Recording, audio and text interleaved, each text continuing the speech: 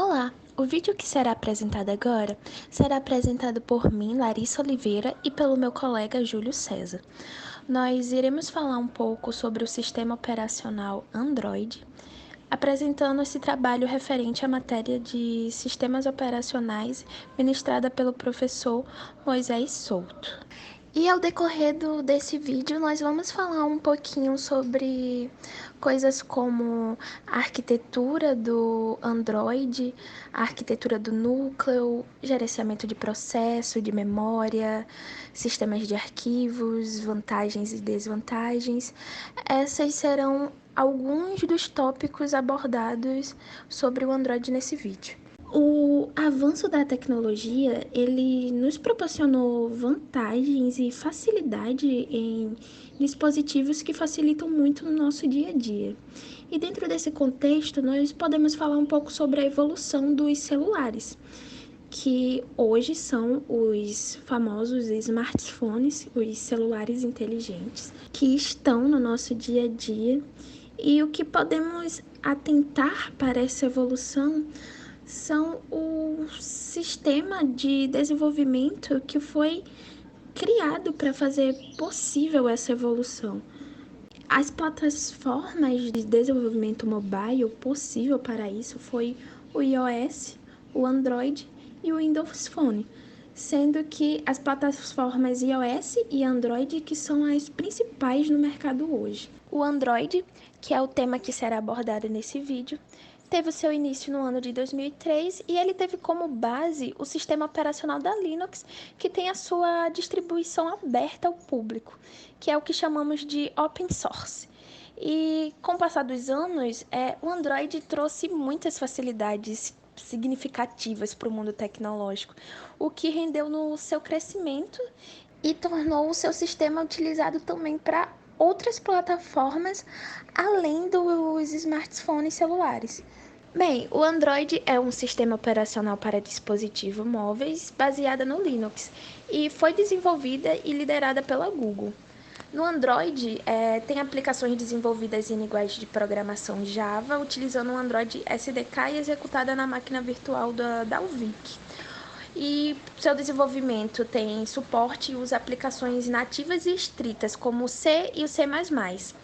Seus aplicativos eles são distribuídos através da sua loja do Google Play, que antigamente se chamava Market, Android Market, e conta atualmente com mais de 500 mil aplicativos. E segundo a Google e a Ludem em 2012, somente em 2012 foram baixadas mais de 15 bilhões de vezes os aplicativos.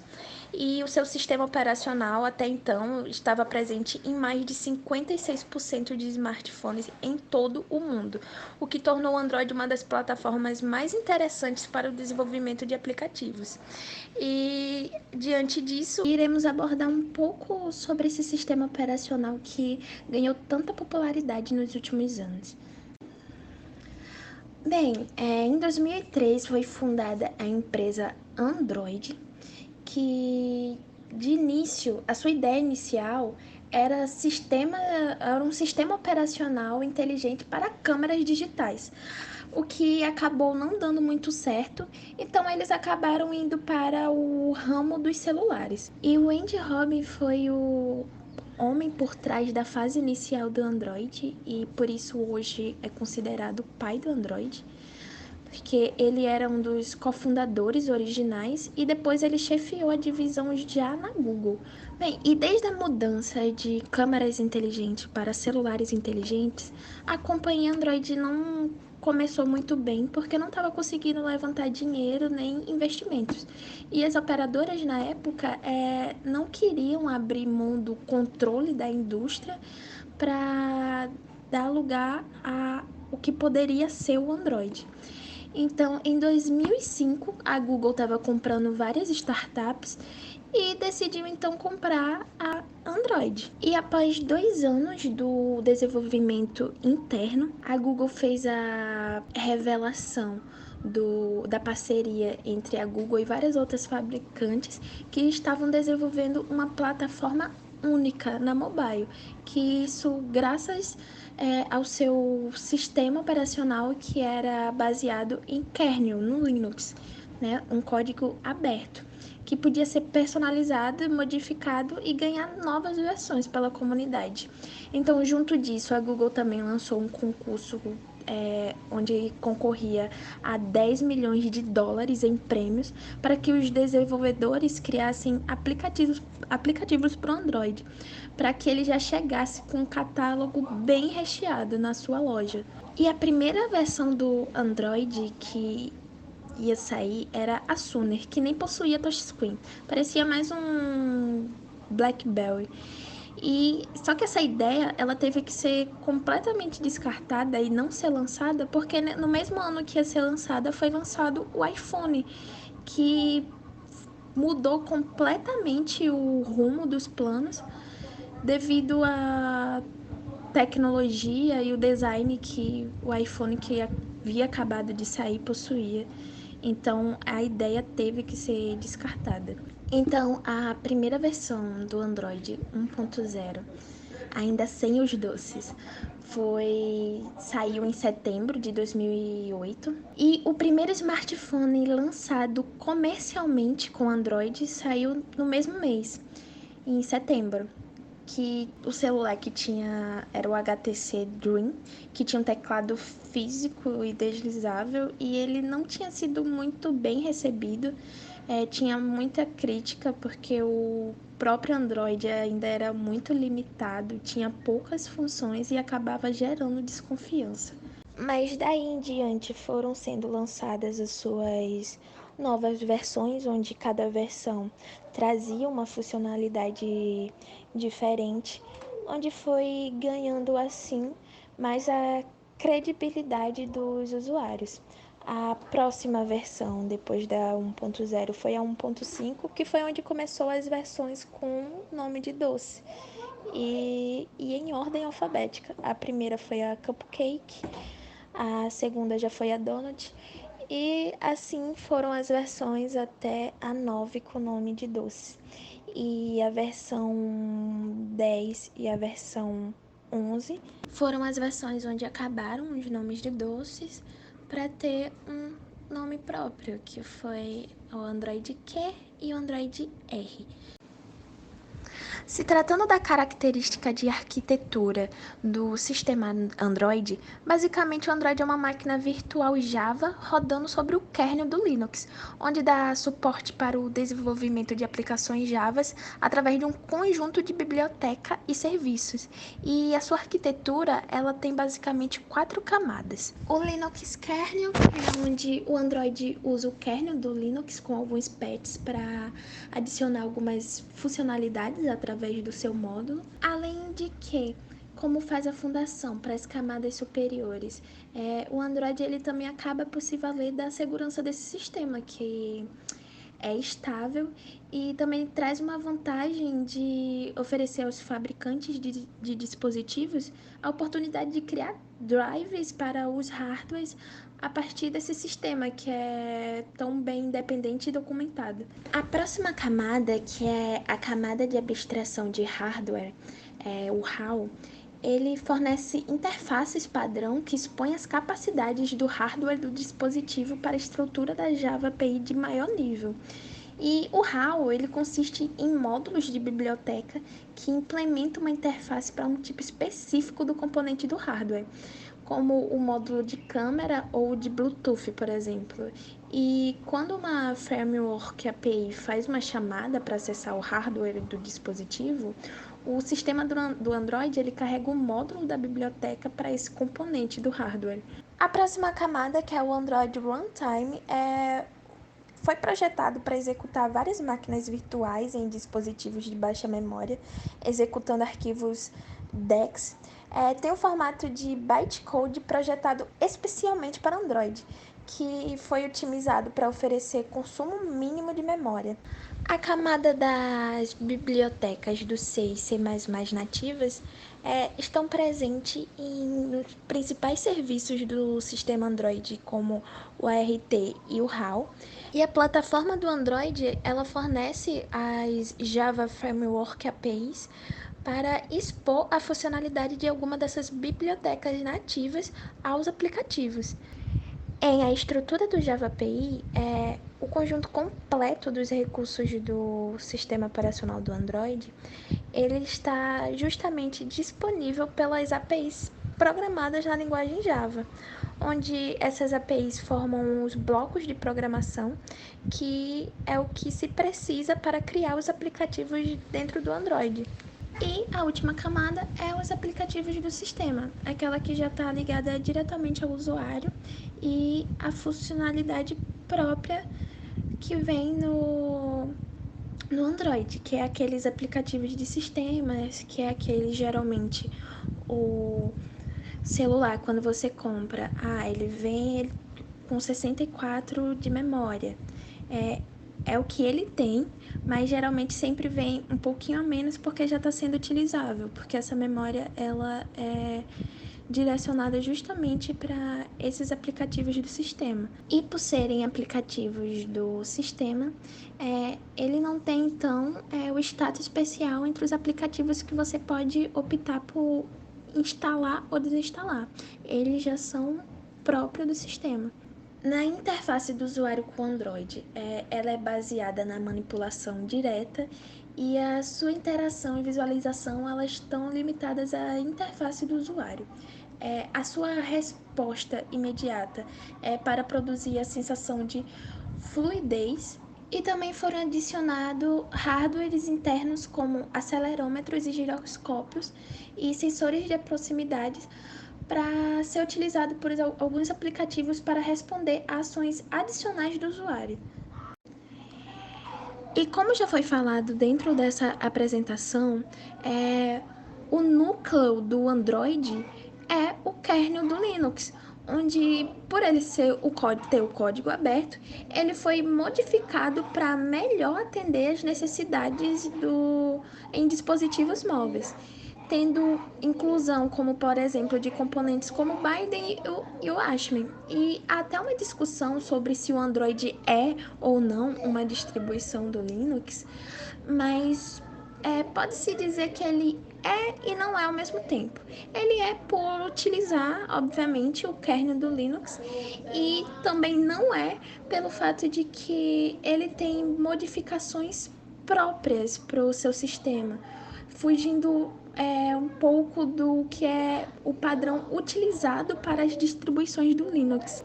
Bem, em gerenciamento de processos do Android, onde se dá o nome de a hierarquia do ciclo de vida do processo, ele pode ter até um dos 5 estados diferentes a qualquer momento, que é do mais importante ao menos importante, começando pelo o processo em primeiro plano, que é onde o aplicativo que você está usando é considerado o processo do primeiro plano.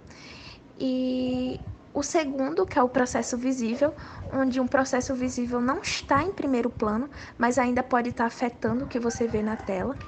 O terceiro, que é o processo de serviço. Um processo de serviço ele não está vinculado a nenhum aplicativo visível na sua tela. No entanto, ele está fazendo algo em segundo plano, como tocar música ou fazer o download de dados em segundo plano. O quarto, que é o processo de plano de fundo, onde são os processos em segundo plano que não estão visíveis no momento para o usuário e ele não tem impacto sobre a experiência de usar o telefone. E o processo vazio, que é um processo vazio onde não contém mais dados do aplicativo, que ele pode ser mantido para fins de armazenamento em cache, para acelerar o lançamento de aplicativos mais tarde, ou o sistema pode matá-lo conforme necessário. No gerenciamento de memória do Android, pelos seus dispositivos eles serem movidos à bateria, o sistema ele então foi desenvolvido para gerir a quantidade de memória, a RAM, com o intuito de deixar a quantidade de energia gasta no mínimo. E quando o aplicativo ele não está sendo mais usado, o sistema ele automaticamente suspende ele da memória. E enquanto a aplicação ela está aberta, por assim dizer, as aplicações suspensas ela não consomem nenhum recurso do sistema. E o Android ele gera aplicações na memória automaticamente quando a memória ela tá baixa. Ele começa a matar os aplicativos e os processos que já estão inativos há um determinado tempo, sendo totalmente invisível ao olho do usuário. Ou seja, o usuário ele não precisa fechar os processos por si só, porque isso já é administrado pelo sistema. Sistemas de arquivos. O Android usa um sistema de arquivos parecido com sistemas de arquivos em disco de outras plataformas, e é o responsável por gerenciar os arquivos para facilitar o acesso dos usuários ao seu conteúdo. Exemplos de sistemas de arquivos suportados por ele nós temos o FAT32, o ext3, o ext4. Por ser um sistema baseado em Linux kernel, ele é muito parecido com o sistema Linux. Ambos possuem o padrão para sistema de arquivos hierárquicos, ou FHS. Os seus diretórios são o diretório raiz, onde se encontram todos os demais diretórios, logo acima. O cache, onde fica sendo armazenados os dados para execução rápida. O data, que são os dados do usuário. O default prop, que são armazenadas as definições de propriedade padrão e valores restaurados a partir dos arquivos em cada reinicialização. O dev, onde ficam os arquivos de dispositivos. O etc presente no sistema Linux, ficam os arquivos de configuração. O init, onde ficam os arquivos de inicialização. O lib, que são as bibliotecas essenciais compartilhadas. O lost plus found, onde ficam os arquivos recuperados. O media, onde ficam as mídias removíveis. O proc, onde se encontra o kernel e os arquivos de processo. O root, que é o diretório home, para o superusuário. O sbin, que são os arquivos binários de administração.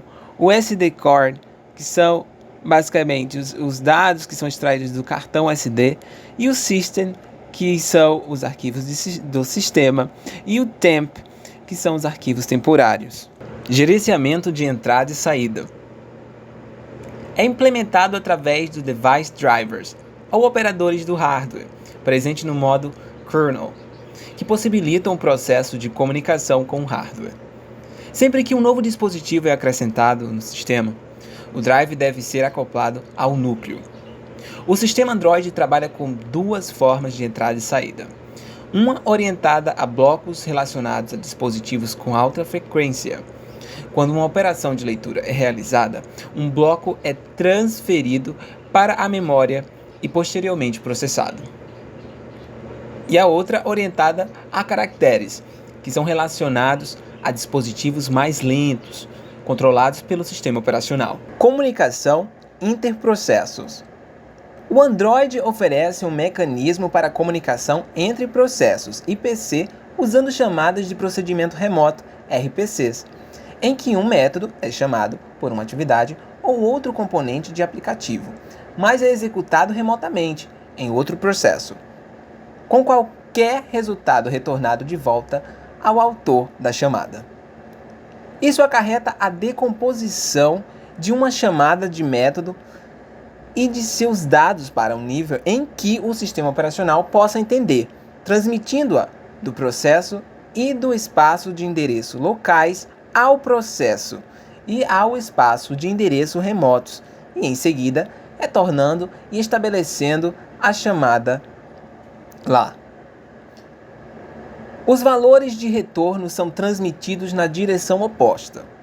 O Android fornece todo o código para realizar essas transações de IPC para que você possa se concentrar em definir e implementar a interface de programação de RPC. Para realizar o IPC, o aplicativo precisa usar o bind service para ser vinculado a um serviço. Escalabilidade. O Android foi revelado em 2007 como uma plataforma de código aberto para dispositivos móveis. Com o desenvolvimento do sistema operacional Android e o seu código aberto, seu uso tomou grandes proporções, além de suas várias versões, sendo utilizado também por outras plataformas e dispositivos, como exemplo, Smart TVs, câmeras fotográficas, videogames e smartwatches.